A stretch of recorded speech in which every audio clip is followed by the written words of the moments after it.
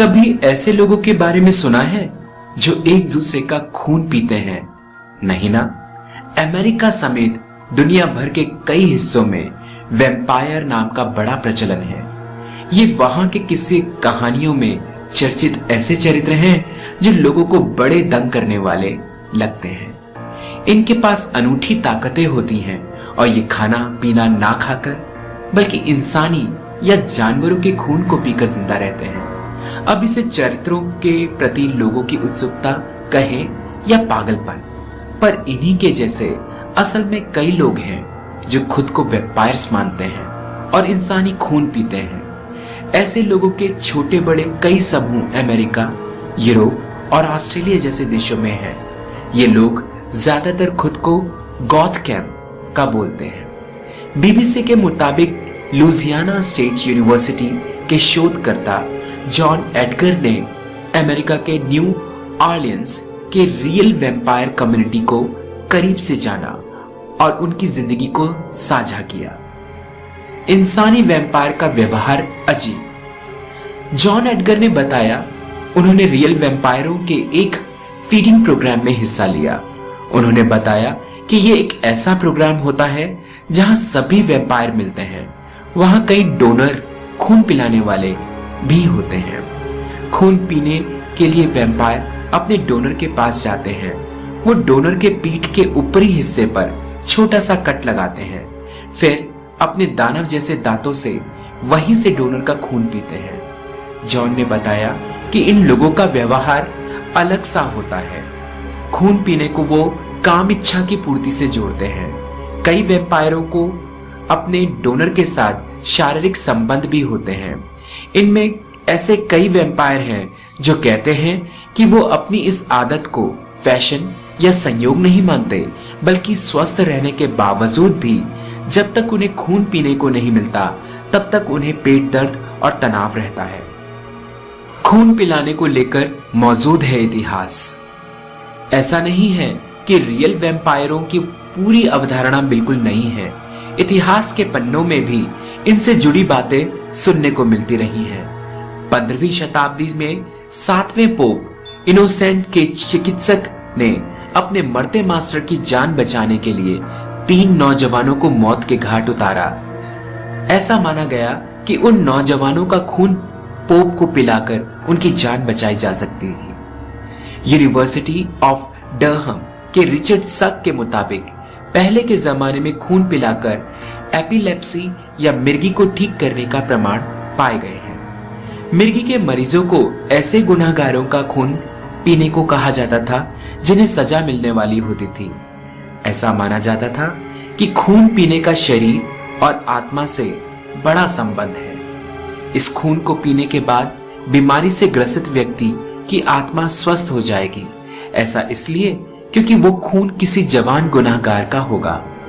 John Edgar ने कुछ वैम्पायरों से मुलाकात के बाद देखा कि उनकी आदतें अजीब हैं। उनमें से कई तो ताबूतों में सोते हैं, अपने दांतों को जानबूझकर किसी दानव सा बनाते हैं, भूतों पर विश्वास नहीं रखते और उनमें से कुछ को समाज और साहित्य की जानकारी आम लोगों से ज्यादा ही होती है। आम जीवन में आम ही बने रहते हैं वैम्पायर्स।